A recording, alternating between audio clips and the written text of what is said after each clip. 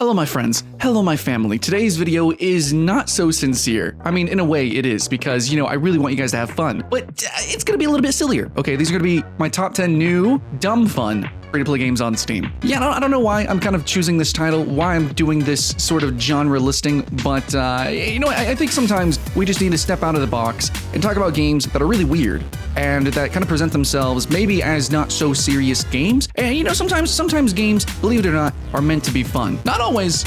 Most of the time though, probably. But yeah, these games are definitely like just games you can jump into and have some dumb fun. Whatever that means. I don't really know, but I found 10 games that I think fits that. So if you want to talk about them, if you want to play them, here we go. After all the research and playing through these games, I think they're worth mentioning. And hopefully you find them worth playing and keeping the hype alive. So once again, thanks for tuning in. Let's jump into the top 10.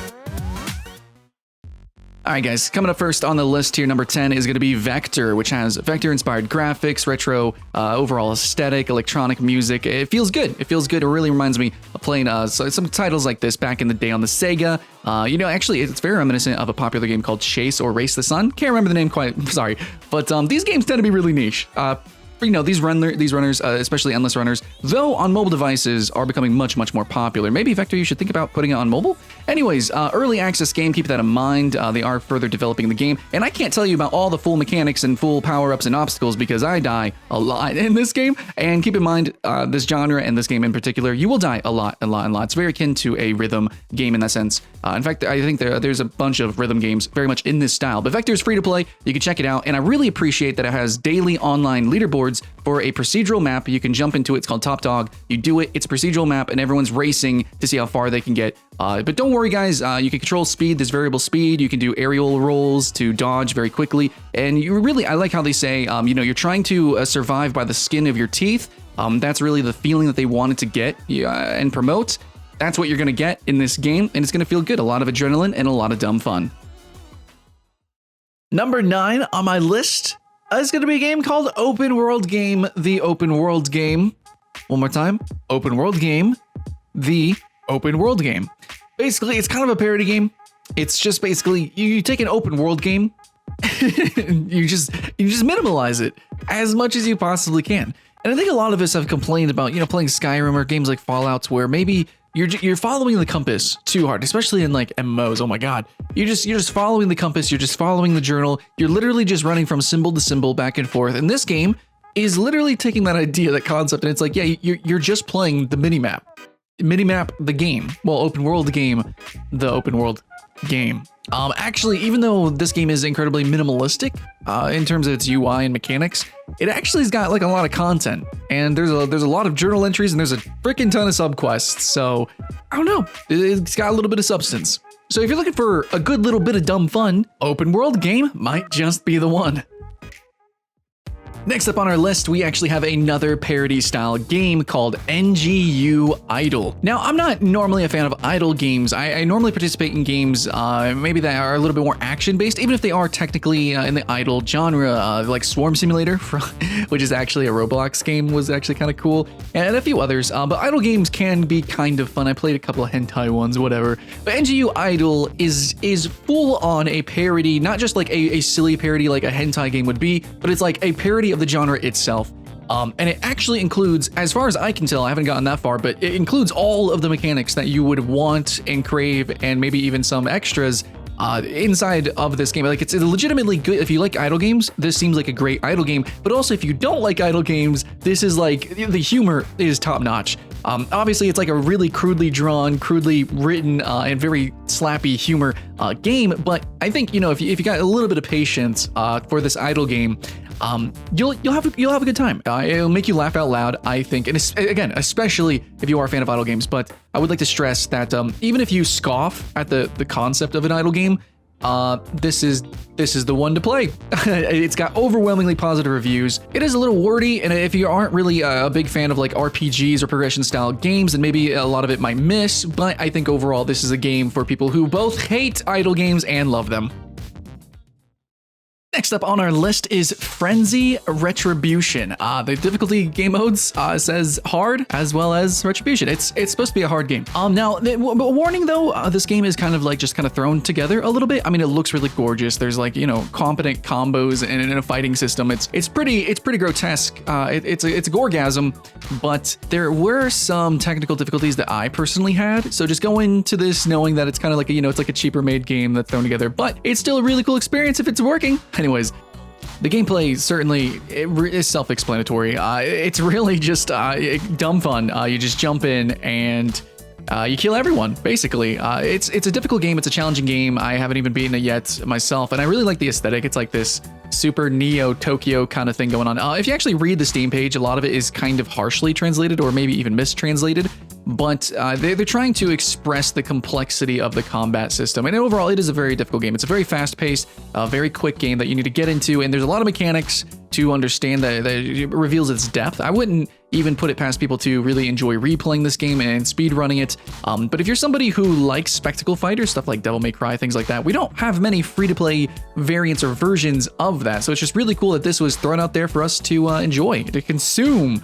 Frenzy Retribution, and the fact that it is a foreign game, also being launched on Steam is really cool. All right, next game I want to share with you guys is a game called Watchers. Basically, I don't know what you guys consider dumb fun or not. I think some of the games on this list were very straightforward. Watchers is maybe a little bit more well-rounded in a sense because it is a battle royale game. But battle royale, I think a long time ago, was a just dumb fun style genre. I mean, it was in a bunch of different games. It was always just sort of like a mini game, or it was just a quick, mod or something. And then it became really, really, really big and more polished, more produced, and it became competitive. It's an esport now. Watchers is like kind of going back to basics with that. It's it's silly, it's cartoon, it's top down. But for the most part, a lot of the game, it's like, yeah, it is a battle royale. It's a free-to-play battle royale. There's lots of them. You know, Fortnite is a dumb fun game too. But what makes Watchers extra special is that when you do die, you can actually still influence the match afterwards. Kind of Hunger Games style, where you can actually, you do different things. You can actually, like, you watch literally a player, you can have like favorites and stuff like that. You watch a player and you and the other dead players can affect the match from there by spawning in things, activating things, stuff like that. So kind of cool. I don't know the full concept of it in the end because it's a game that's just really lighthearted to jump in, but it does seem like, it can be a fun game that can be wild and chaotic and silly. You never know what's going to happen next, and who knows how they're going to develop the game further. It would be cool to, add in new fun, silly things that players can spawn in, new weapons, silly ridiculousnesses, maybe new maps, things like that. Would be fun stuff to do, but regardless, in its current form, it's pretty neat. Moving through, dudes, we got Overstep. Yeah, halfway on the list, Overstep is a game that I've mentioned before, and we'll probably continue to mention, and if you guys actually want to see gameplay of this game and many others on this list that I talk about that happens to be free to play, you can actually go subscribe to my free to play channel, my journalistic one, free for all. But yeah, Overstep is, it's an arena shooter. It's an arena shooter with some neat mechanics. You got your heat mechanic, which is basically like a combo mechanic sort of. Think Tony Hawk meets like Quake. That's kind of what Overstep is. It's also a third-person shooter. It's cartoon. It's silly. And I feel like compared to a lot of games on this list, it's kind of pushing a little bit more production value maybe. And I think that there might be some fun community competitions, some tournaments. I'm not going to say it's going to be an esport. Probably won't be. It's not very popular, but it's still a game that, it is a little bit more sincere. So if you love arena shooters, I don't know, this could feel like a betrayal, especially being a third-person shooter, but I just think it's a really fun game. I think that if you ever had an interest in arena shooters, Overstep is probably the free-to-play game that you could just jump into. And I know we have Quake Champions, and there's a few others out there that basically 0 players play. There's some indie games, but in the end, I think Overstep is just the right level of cheese. In fact, I kind of wish they would a little bit more, but it's the right level of cheese that I want to just say, to share with you guys, just to share to the mass audience and be like, hey, here's this fun, weird Tony Hawk arena shooter thing where you can grind rails and gib people. I don't know. Overstep. What do you guys think? Let me know in the comments below. Big four, we got Playcraft. I already mentioned Playcraft also, and probably will continue to talk about it, because I think in the future this game's going to be a little bit good, a little bit big. We saw with games like Minecraft how they can kind of start small and then go viral. Same thing with Roblox. Roblox was always kind of hidden in the shadows, but actually always had like this hardcore community until YouTube really blew it up. And now Roblox has just so many good games. If you guys haven't seen my videos on it or heard me talk about Roblox, it's got some freaking amazing games. I'm not gonna lie. But Playcraft is now kind of the successor to like the minigame stuff in Minecraft. Definitely a successor to Roblox, or a spiritual wannabe successor. In a lot of ways, it looks kind of cheesy, and in a lot of ways, I think it betrays what it's trying to do because of its graphical fidelity. But you know, when you get into it and you play some of these mini games, I think you'll fall in love if you find the good ones. Of course, how quickly you do that, you know, what your experience is as a player is going to be determined by who you play with, when you play, and what games you play. And also, are you somebody who likes making games? Because right now, obviously, there's not that many games, where in Roblox, you don't have to be a maker or whatever to really get the full, you know, oomph out of everything. Oof. You can just play Roblox, right? You can just play Minecraft minigames. You don't have to worry about the crafting. You can just worry about the playing. Well, in Playcraft, right now, this is probably going to be for people who are interested in game design at the moment. Still a really cool game that's free that you just jump into that has a lot of potential. And I think that we're going to see more game-making games come out, and I think Playcraft could be a part of that new wave. But I'm just, you know, a little warning, not as many games as Roblox, and you should go play Roblox minigames and Minecraft minigames if you haven't played those, and then jump into Playcraft. This is going to be for fans of those kind of games.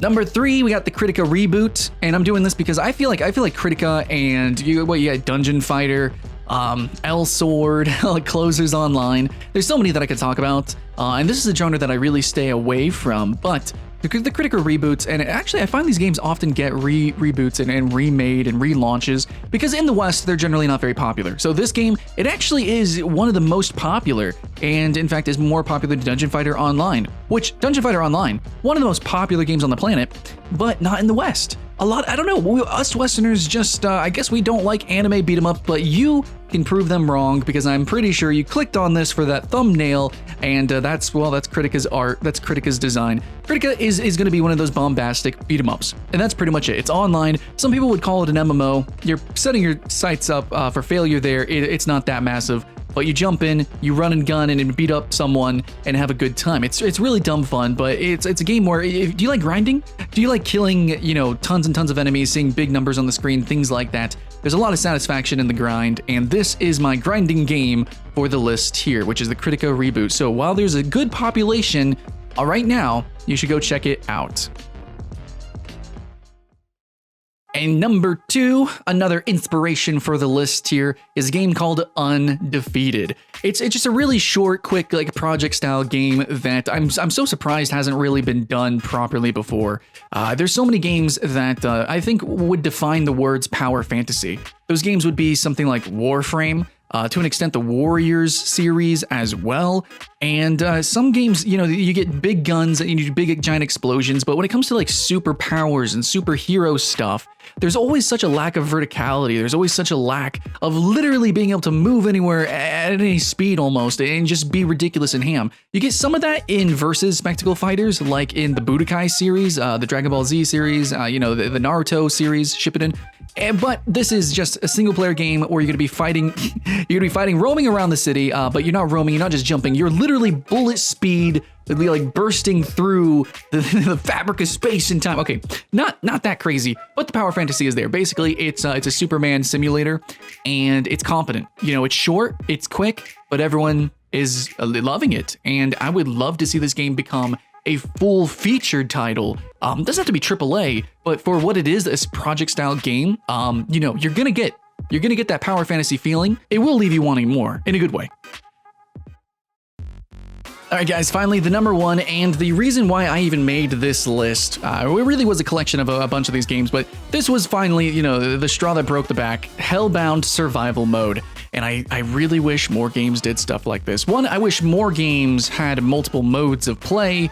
I don't see why not. It's an easy asset flip, and it helps promote the game and to different people who like to play different ways. But also, it gives you an excuse to either sell half of the game or maybe even put half the game as free to play. Hellbound Survival Mode is free to play, but it does have a paid campaign that you can actually well, pay to play, which I think after playing this, you might want to, especially with the resurgence of classic or these fast-paced shooters. Many of them I've been having a blast with. I think many of you too as well. It really kind of started off with like Strafe, and then we got Dusk, which is amazing, right? So Hellbound Survival Mode, played it. Good stuff. Short, quick, clean, and it really reminds me more of games like Devil Daggers or Swarm Lake, which I've also covered on this channel. Basically, you just go through different waves. Each wave you get a different weapon, or there's some different mutator. You're in a really small enclosed little arena, and you just run around and shoot demons. That's pretty much it, and it's great. It's fun, and I think a really good warm-up for people who are, getting into, ranked shooters. Maybe before you jump into building with Fortnite or all the different heroes and stuff in Overwatch, you might just want to work on the basics, the fundamentals, and you might want to just warm up with this game. It gets pretty warm in hell. Hellbound Survival Mode gets pretty hype. If you guys want to see my gameplay, it's over on Free For All, and it's a good hoot and a holler inside of hell. So yeah, check it out, guys. Straightforward. Yes, it's very similar to Doom and many other classic shooters. That's the point, and it's free, and you get a wave survival game mode in it. So yeah, Hellbound. It's pretty much the definition of just dumb fun. I just want to thank you guys so much for watching my top 10 new dumb fun free-to-play games on Steam. I really want to cover more of these kind of weird titles. You like dumb fun games, right? What else can I even think of? Top 10 games to make waifus in? Like what MMO has like the hottest, game for furries or characters for furries? I don't know. Who knows what I could do? What can happen? I just want excuses to play lots of different games and share them with you guys. So hopefully you guys did have fun. Hopefully we're all keeping the hype alive. My name is Skylent. Hopefully I'll see you again next time.